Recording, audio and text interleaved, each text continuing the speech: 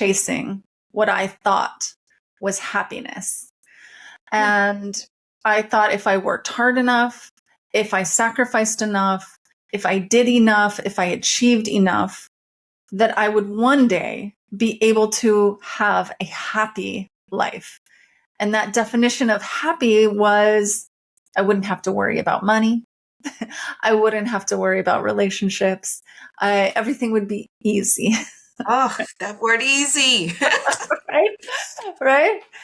And what I realized is that I was never getting there, and there was always a next level. There was always more to do, and I just never could achieve it after 2 decades. And it took...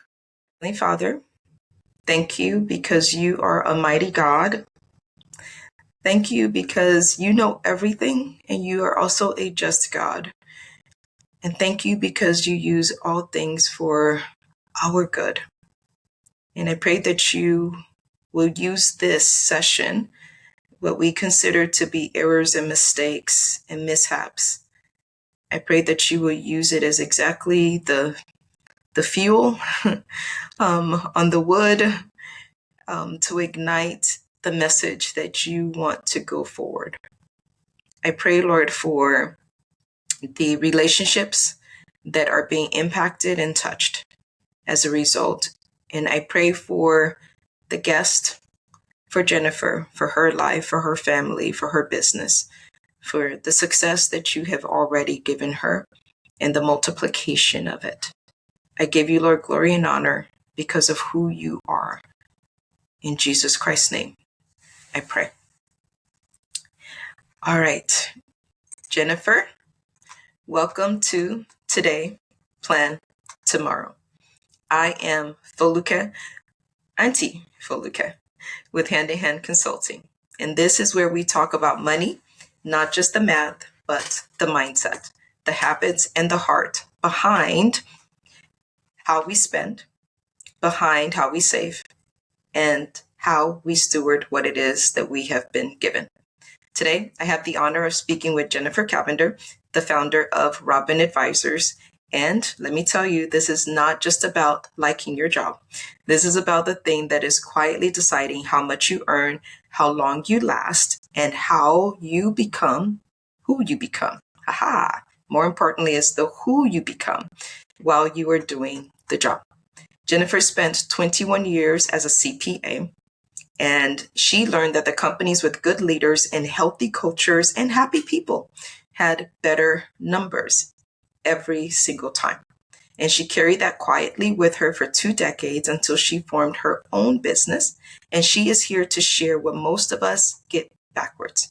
She used to believe that she had to work her way toward joy, head down, push hard, one day at a time to arrive to where she was going. Then she found out the truth. Joy is the fuel. It is not the destination. So if you are good at your job and you're quietly running on empty, or you're leading people and you can't seem to figure out why the good ones keep leaving, you need to know 3 things. How to find what actually fuels you. Follow how to line up your work with the way you were made and designed. And fund why this is a money conversation. So, welcome to the podcast, Jennifer. I've got a question for you. What is the one thing you would tell people they need to know when they are working with their head down and grinding? Yeah, I think the first thing that I love sharing with people after having a career for 2 decades where I literally only would put my head down and sit behind the computer. Yes, I had a team and I was leading and mentoring and training and all of those things. But when we get in this mode, we believe that success means that we need to sacrifice, that we need to do things that we aren't in agreement with. And sometimes it gets to the point that we start acting out of alignment with our values. So the most important thing that I love sharing with new professionals and those that have been in the workplace for a long time is the importance of reconnecting with your values. My God is able. My God is Welcome to faithful. Today, Plan My Tomorrow. God is I'm your host, Aunty Foluke, dedicated to all the helping you time. identify the My practical God strategies to is build wealth able. that lasts. My If God you're ready is to take control of your money, faithful. My grow God with is intention, and leave an inheritance good that's more all the valuable than money, time. join me My each God week is and find the plan, able. the purpose, My and the God is prosperity you've been working faithful. toward. My God The is seeds you plant today grow good into all the tomorrow's freedom. It's time. time My to God is today plan able. My tomorrow. God is faithful. My Reconnecting. That often means that people somehow got disconnected. And then their values, which sometimes people don't know what that is. So let's take the reconnecting first. How do people get disconnected from their values and from the things that actually fuel them? Absolutely, we get disconnected because as we grow up, we are taught and we learn from our parents, from our pastors, from our teachers. We learn things about who we are, who we want to be, who our family is, who our culture is, who our community is, and we adopt the values of those around us. And then we become a young adult and we're given all of this information from the outside. Maybe we leave the city, the state, the country that we grew up in, and there's different values in this environment. And so we start to think, oh, was the value that I was given as a child the one that I want to adopt myself? Right? Or is there a change that I want to make? And so values, when we get into the workplace, if we're not clear on what's important to us, and instead of just taking on the values of the people around us or the group around us, if we're not clear who we are and the top 3 to 5 things that are important to us, we start making decisions and taking action that is accomplishing a goal that somebody else wants for us. And then that starts to pile on. And the more we get disaggregated and separate from who our core is and what our core values are, the more burnout comes, the more overwhelm comes. And then we don't know why. Even if I'm not working that much, I'm feeling burnt out. And it's because I'm continuously acting out of alignment with my core values, what I really believe is valuable in the world, in myself, what I'm meant to give to the world. And so this is the conversation that's been so important with my clients. I think it's such a critical conversation because, yes, it comes up in the workplace, and the workplace is where we make money. But I keep finding it also just in coaching conversations with clients. And I wonder sometimes who made them feel as if what they value is wrong, because they're chasing something else. They're doing something for a reason, but because, as you mentioned, it doesn't line up with their values, there's a reason why they stopped following their values. There's a reason why they stopped moving in a certain direction.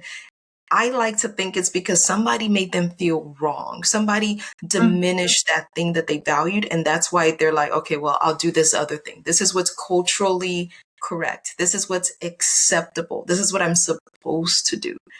Is that what you're finding as well? And then how do you help people realign with those values? Absolutely.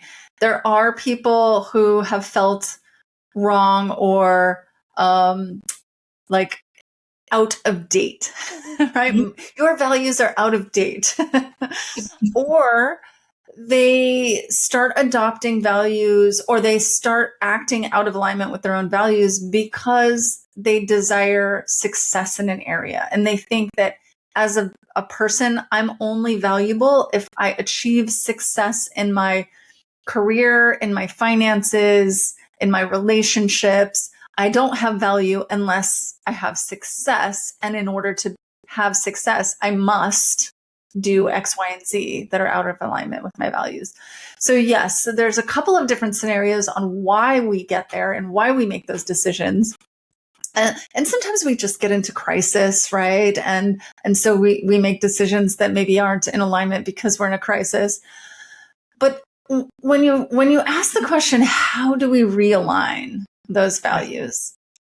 The first thing is really about getting clarity, right? So sometimes what happens is that things get cloudy, they get in the way, there's walls that get built, and there's ideas that cloud our the clarity between who we are, our true values, and how we're acting. So the first step is always about returning to your own joy and discussing, having conversations, reenacting situations that bring you joy so that you can reconnect with your values, because that's where your values come from. The things that bring you joy are the things that you value most. So that's where I always start. That is awesome. I love that joy word. And I do find that people are often chasing happiness. I'm not a huge fan of the word happy. People used to get on me about that. Like, why don't you want to be happy? I was like, I don't believe in happy because happy is fleeting, right? And people are often doing things to get happy, but the thing that they get happy doesn't last. But you were talking about joy, and you're talking about moving from joy, not chasing it. So help us understand the difference and how that gives us maybe a different result. Yes, I spent more than half of my 21-year career chasing what I thought was happiness. And I thought if I worked hard enough, if I sacrificed enough, if I did enough, if I achieved enough, that I would one day be able to have a happy life. And that definition of happy was I wouldn't have to worry about money. I wouldn't have to worry about relationships. Everything would be easy. Oh, that word easy. Right? Right? And what I realized is that I was never getting there, and there was always a next level. There was always more to do, and I just never could achieve it after 2 decades. And it took actually a prospect that came to me as a CPA asking, it was a nonprofit organization, and asking for some help in their finance department, to look at me, and this was, at the height of COVID, to look at me over the screen and say, Jennifer, I just want my finance department to have more joy. And it took that question to me, and I don't even think that she understood exactly what she was asking, but it was one of those things that hit me, and I sat back in my chair and I thought, that's actually what I've been desiring, not a happy life, but joy. And then it just sent me on this journey of discovering what joy was, and the foundation of it being that the joy of the Lord is our strength. He never said, if you do all of these things, I will give you a joyful life. No. He said, it's your strength. And I thought, I need to start with joy, not something that boosts my ego in the moment, not something that gives me a dopamine hit for the next, 5 seconds, but something that truly resonates with my soul. And then go from that place, make decisions from that place, start my day from that place, regardless of how hard my day is, the challenges that come, when I start from that place, it's grounded. It's a foundation I can stand on. And then it doesn't matter what comes. My foundation is strong and I can handle it. I can survive it. I can build that resilience. Wow. Starting from joy. Now, everything you're saying, by the way, I feel like I have lived and I feel like I embrace. And so it's a loving reminder that this is a really great place to be because circumstances in life change. I'm sure you have experienced some ups and some downs in life. And for some people, they get stuck in the circumstance, right? When they talk about you can't see the forest for the trees, they're looking at a tree, they're looking at a circumstance. And it could be a great circumstance, but it could also be a very limiting, a negative one. It could be trauma, it could be a negative experience that they're facing. And to them, that's everything. But to be able to see past it and say, even in this, it's not who I am. I am not this circumstance. I can still have joy because joy is who I am. It's my character trait. It's my personality. It's my spiritual gift. It's whatever you want to call it. But I move from that space. So I want you to just express to us, what does that look like on a day-to-day basis? You wake up in the morning and you do what? You flip on a joy switch? Like, how do you get your joy? How do you move from it? And then how do you help business owners and leaders do that for themselves and their team?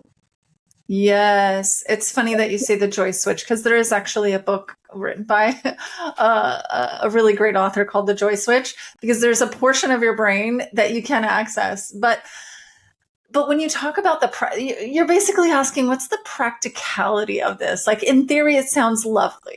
Yes. But when I wake up and I have, maybe too much month at the end of my money, or I have a difficult relationship, or I have a client that has a situation that I don't necessarily know how to solve, whatever that challenge is, or there's a health challenge in myself or my family, how do we access joy in the midst of trying times?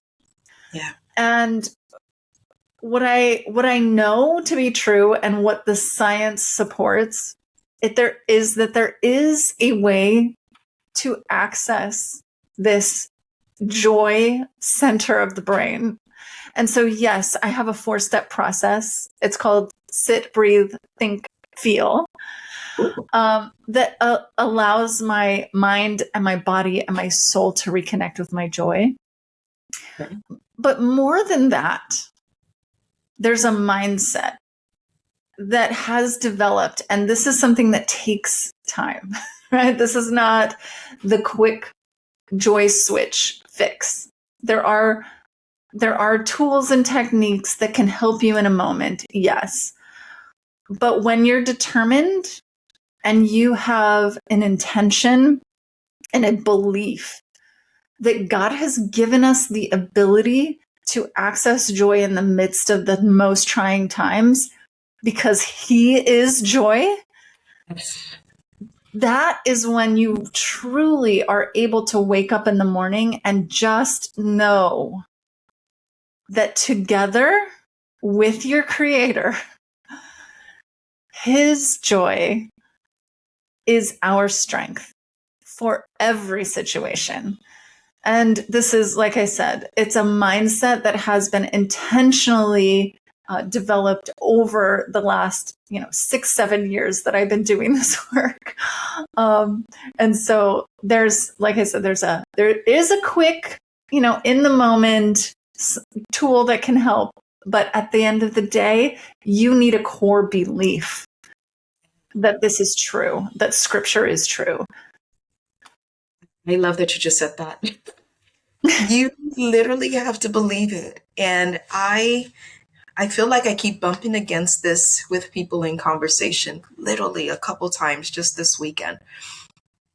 I host I call it Bible and a board game with some family members. Okay. And the topic this weekend, we have what's called I call it rather, would you rather? I don't know. I add an extra rather, but the would you rather game, right? Yeah. Would you rather change your belief when you read the Bible and you realize that what you were believing does not line up with the Bible? Would you rather change your belief to line up with the Bible? Or would you rather hold on to your belief knowing it contradicts the Bible? And often people say they would rather change their beliefs to match, but they don't often do it. Mm. And I think your question about what is your core belief is a critical one. Because if you really truly believe that the joy of the Lord is your strength, what would you do? When you wake up in the morning and you have too much month at the end of your money, the money ran out and we've got 6 days left in the month. What are you going to believe? What are you going to do? When you wake up next to a spouse who is disagreeable and contrarian and just everything you say, the person is going in the other direction. They make promises, they don't keep it. What do you do? When you've raised your children up a certain way, but they're doing something very different to your beliefs, what do you do? But if you sincerely believe that the joy of the Lord is your strength, then how do you act in that situation? And I think sometimes people say it and then they dismiss it. Well, and then they start listing all of the negatives, right? And I have to feel this way and it's just so hard and da da da. Is that true? Or is it true that the joy of the Lord is your strength? So how do you help people align with that core belief? Is there a way for them to really embrace it? Because you said that's the first step, right? How do you get them to embrace that first step? And then how do they move on to the second? Yeah. First step, clarity. Second step is practice. Right? We got to have a plan. And once we're aware of the issue and we can get clarity around it, then we can actually build a bridge to where we want to be.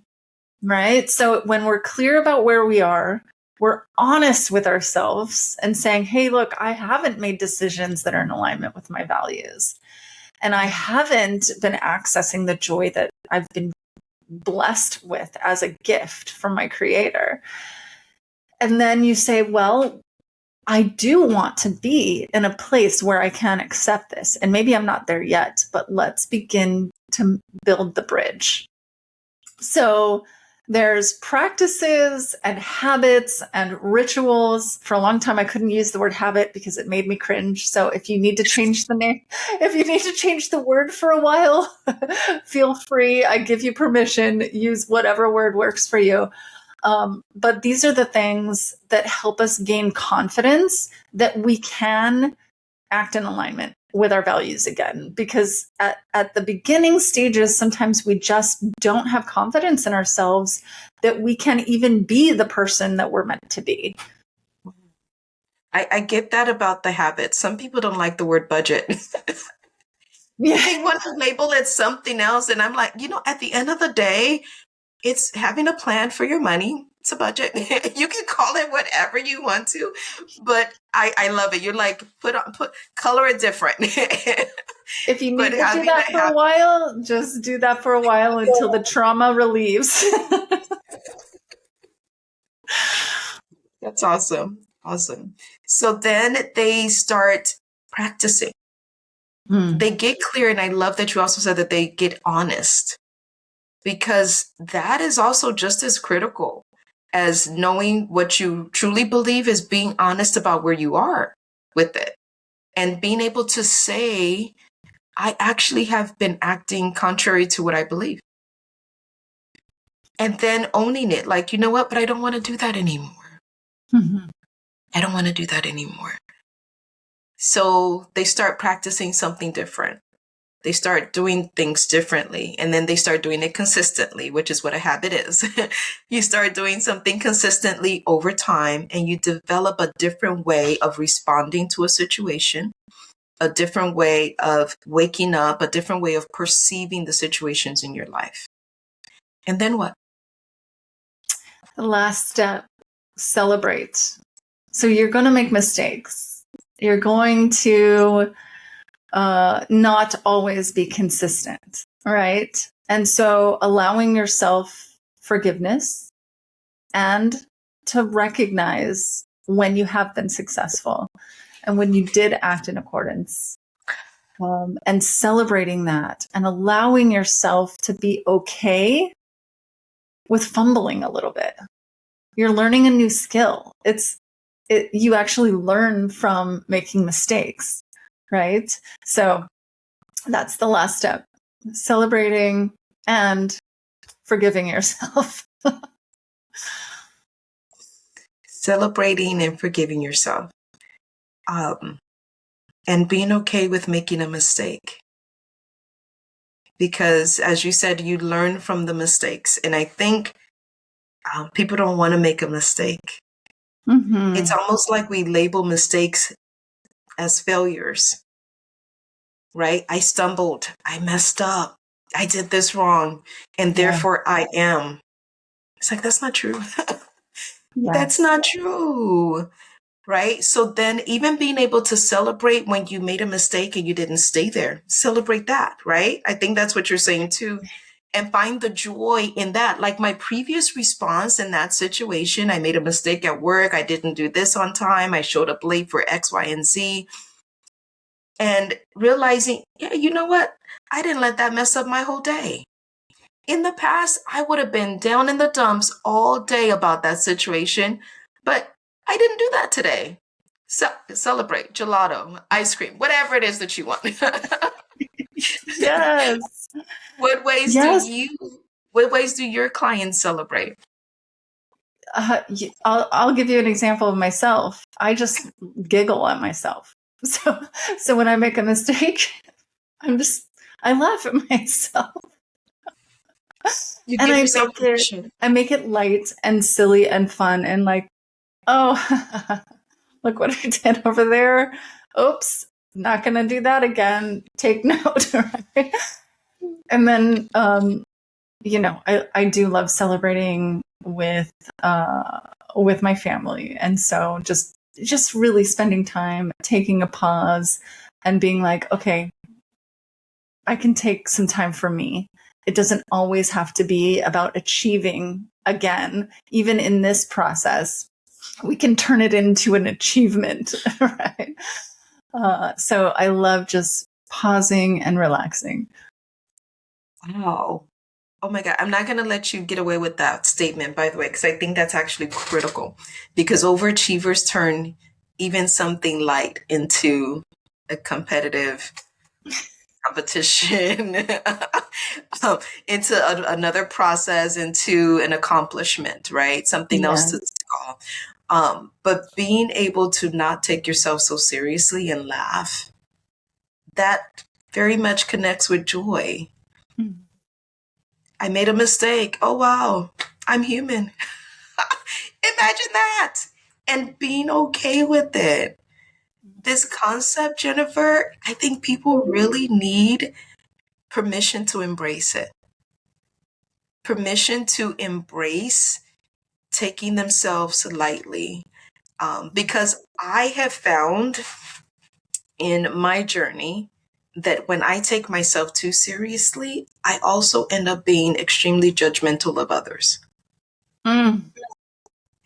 And I don't know if you found that to be the case, but I was so hard on myself. I thought in a good way because it meant I was an overachiever. Like my standards are high and I expect other people to have just as high of a standard. But because I could be so critical of myself, because growing up, I would literally go to bed and my nighttime routine was to go through every mistake I made that day. Oh. Every single thing I did wrong, the stuff I said wrong. Mm. man, I said that. I shouldn't have said that. I took too long to say this, and I didn't hear when so and so said that. I mean, like literally just a list of I didn't, I messed up, I failed at all of Mm. the things, because then it would help me do better the next day. Except it also made me extremely critical of other people's mistakes too. And that's not loving, and that is not a place of joy. But it definitely takes being honest and then rewriting the habits and practicing not doing that. Practicing finding the joy even in my own mistakes and being okay with it. And Mm. recognizing that that's how I learn. That's how I learn. I was not born doing podcasts. This is not something I just came out the womb doing, right? All of these different things in business and our careers, we had to learn how to do it. And sometimes that means that we messed up along the way or we learned how not to do it. So, what have you found in your practice in regards to being judgmental versus being joyful?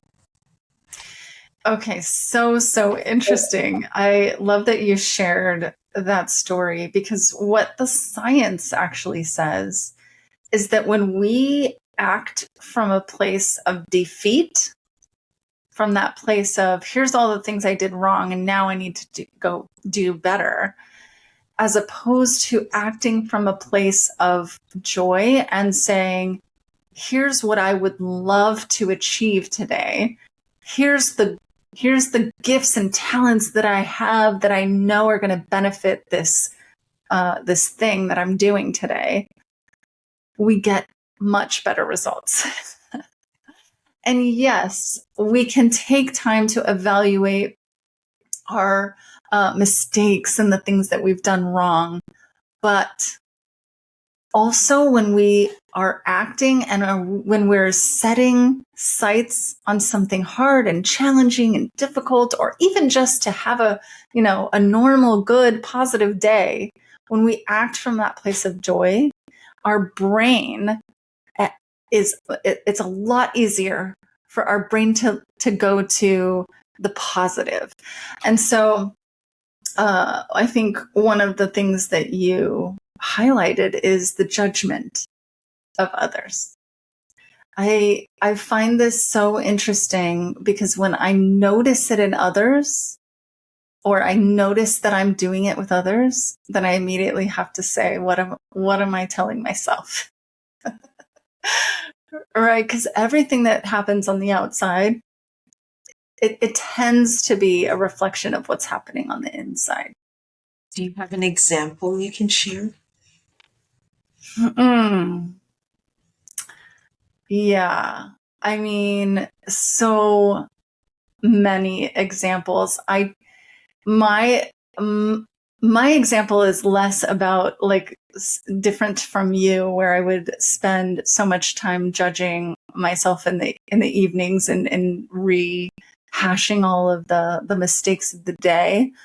But I would judge people in the way that they interacted with others. So I would look at other leaders and I would say, oh, shouldn't be leading that way. You should be leading this way. You should be connecting with your people more.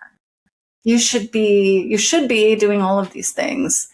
You should be asking more questions of your people instead of demanding more things of them. And then after so many years of the other people not changing, right?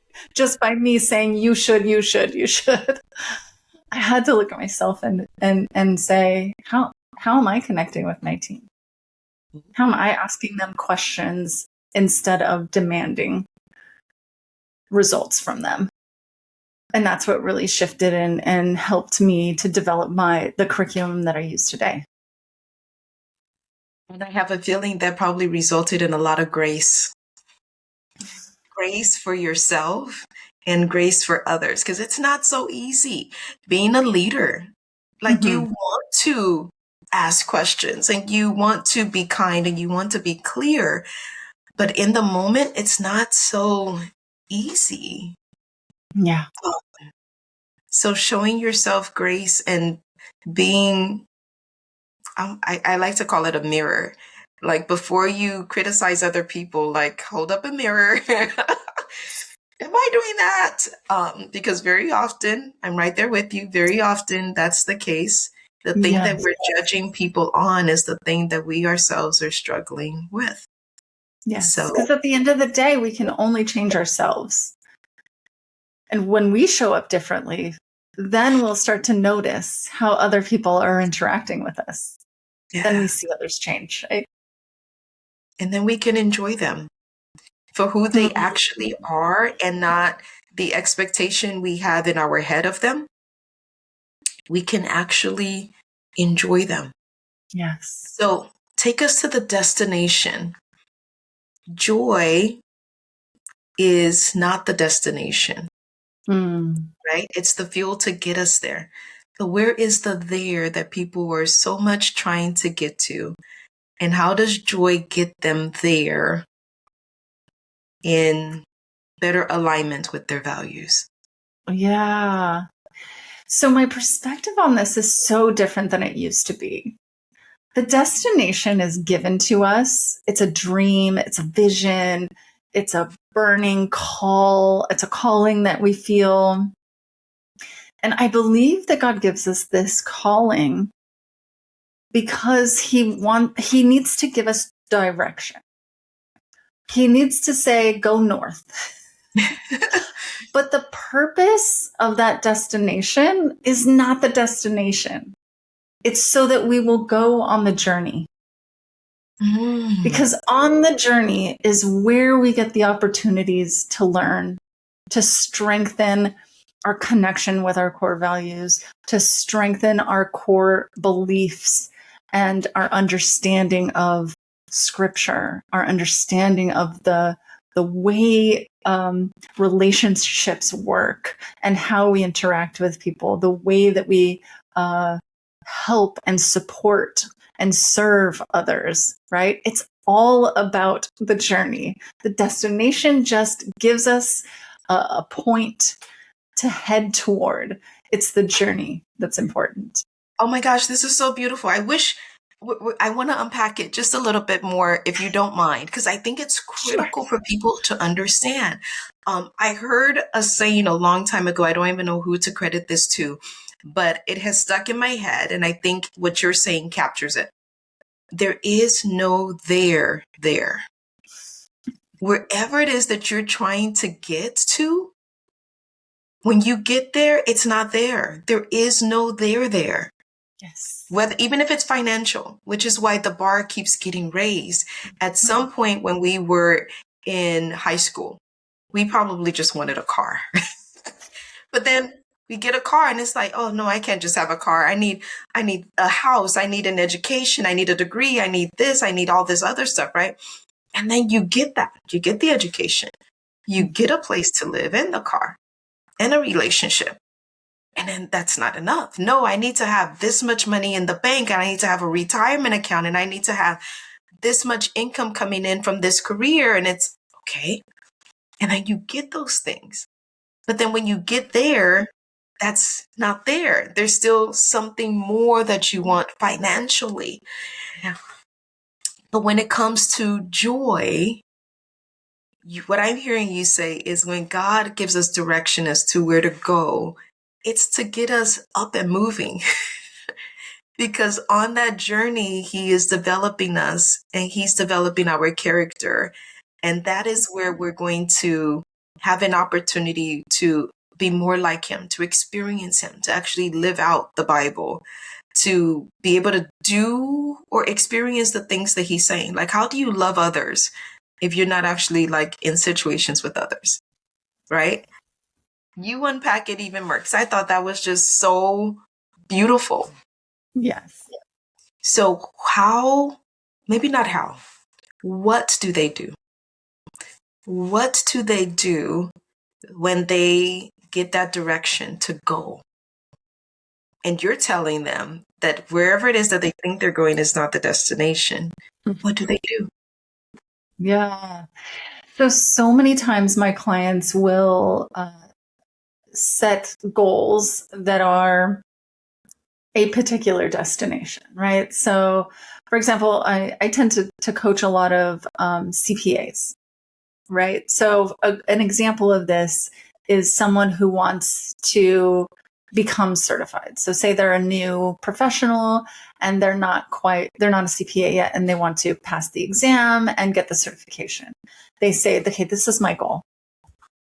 What I do is ask them bigger questions because their goal is not to get certified. Their goal is something bigger. What do they actually want to be? How do they want to show up in the world? And how does being certified support them in doing that?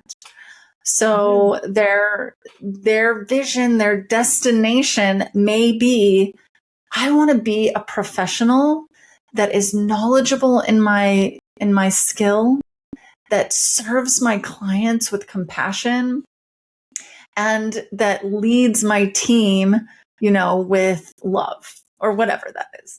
It's like a vision of who they want to be, because then there's lots of things that we can put underneath that destination that will help you get there, and many, many different ways, right?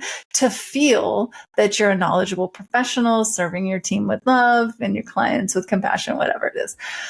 And so that's how I help them, is just really expanding their sort of limited view of what their destination is. Wow. Helping them get clear, which is exactly what we started with, right? Yes, So full you circle. help them get very clear on what the big picture is, so they don't get stuck looking at the tree, looking at that one detail, because the certification can help them get there, but it may not be the only way. It may not be the only path to take.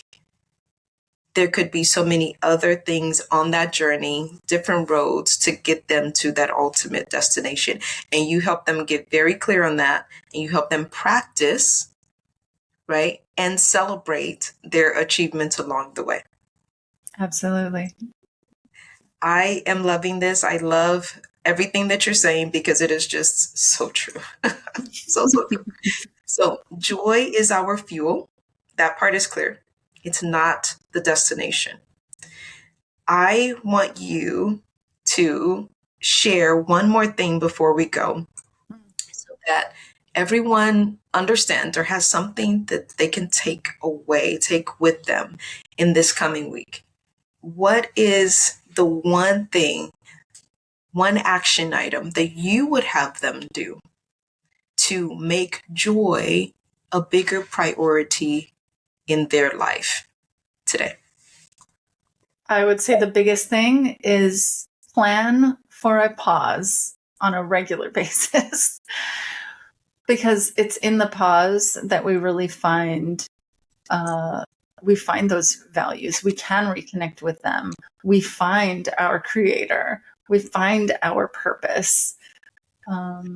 Not that they're ever lost, but we can reconnect with them when we stop the noise and the doing and the constant achievement and the constant looking for the quick fixes and the dopamine hits.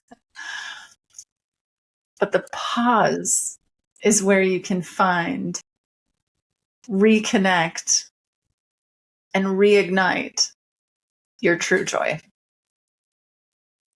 Plan for a pause, because the pause is not just going to happen on its own. We have way too much noise, too much distractions, too much to accomplish on this journey. So we have to actually put it on the calendar and plan for the pause. Just like the finances that you teach your clients, the money is not going to magically appear when you're ready for retirement. You've got to plan. And when is the best time to plan? As Today. early as possible today. Yes. Because we can't go back into yesterday. I don't have whatever magic, whatever potion or device. Can't go back into yesterday. So the only time you have to plan, the earliest time you have to plan is today. Thank you, Jennifer, for reminding us that being good at something is not the same as being built for it. Mm.